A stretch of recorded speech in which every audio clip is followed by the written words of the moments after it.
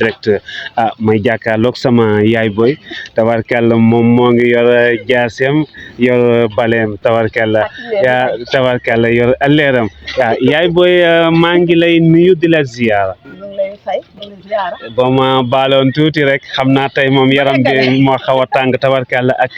yëg-yëg bi yaay ndax mën na maa xam tur bi. man Mbayang Seck Mbaye laa tudd. Mbayang Seck yaay Mbayang maa ngi lay ziar bu baax yaay Mbayang tey maa ngi gis nga teel a xëy si tabarkalla ñëw fii nii ci bërëb bu tedd bi nga xam ni moom mooy Xalxuus ndax mën nañoo xam lu sabab ñëw tey bi. li sabab ñëw tey bi mooy. sunu maam yi rek ndax sunu maam ala yaay ndox mbaay ak baay ndox mbaay. ñoo daan ànd ak maam Alaaji Malick tabax jumaay maam Alaaji Malick am teen tudde ko zëm-zëm. naan ndoxee nit ñi ñëw di root ndox ci teen bi te boobu ndox jafe na Tiwaawan di ko yóbbu ca jumaay maam Alaaji Malick muy jumaa ji ñu tabax tey boobu temps bi maam Alaaji Malick sampee baraag la ndax moom dafa dëdd woon àdduna maam Alaaji Malick yal nañ ko yàlla fayal. amiin amiin barke Seydunaa Muhammad sallallahu alayhi wa sallam ndax moo topp Seydunaa Muhammad sallallahu alayhi wa sallam ca ba mu nekkee leer ba ko yàlla bindee ba mu nekkee ci biiru yaayam ba mu ganee àdduna soxna ya ndab ya jurga ka mujj ca bàmmeel ba baat yam ca doon joo maam Alaaji Malick wax nañu est-ce que mu teg ca ni ba muy dem la xëy jébbal sëriñ Mbay si ab yanam ba réew mi fu aas def benn Baye Mbay fukkeel na ko mu toog wutu aas fayda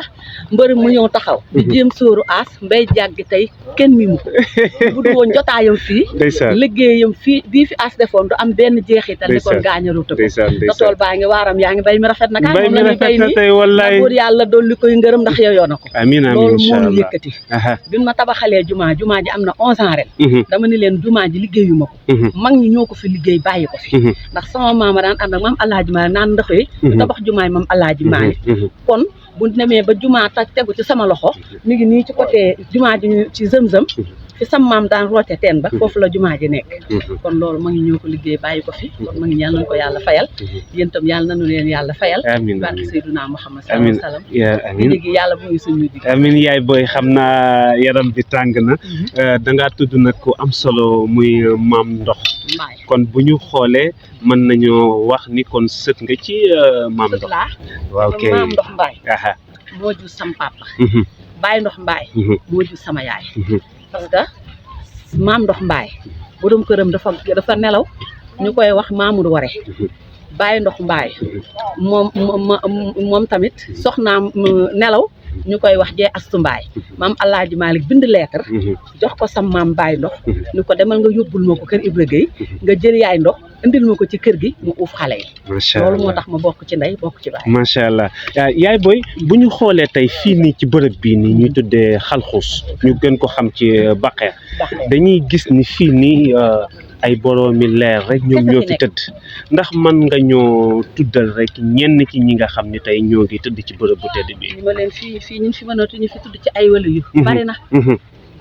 maam ndox mbaay Baye ndox mbaay mu ngi daan ànd ak maam Alaaji Malick ñoom ñëpp a ngi tëdd fii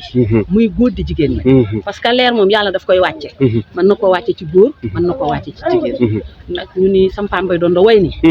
maam Alaaji Malick mu ni suuf si mu tëdd di Tiwaawan mu ni yàlla da koo rus ba armeel ya ca sëgi tubaab yi sëgi tubaab mi ngi nekk ca côté raay ba mu ni soo fa demee sax yàlla atteegu leen ndax rus maam Alaaji Malick loolu moo waral suñu coono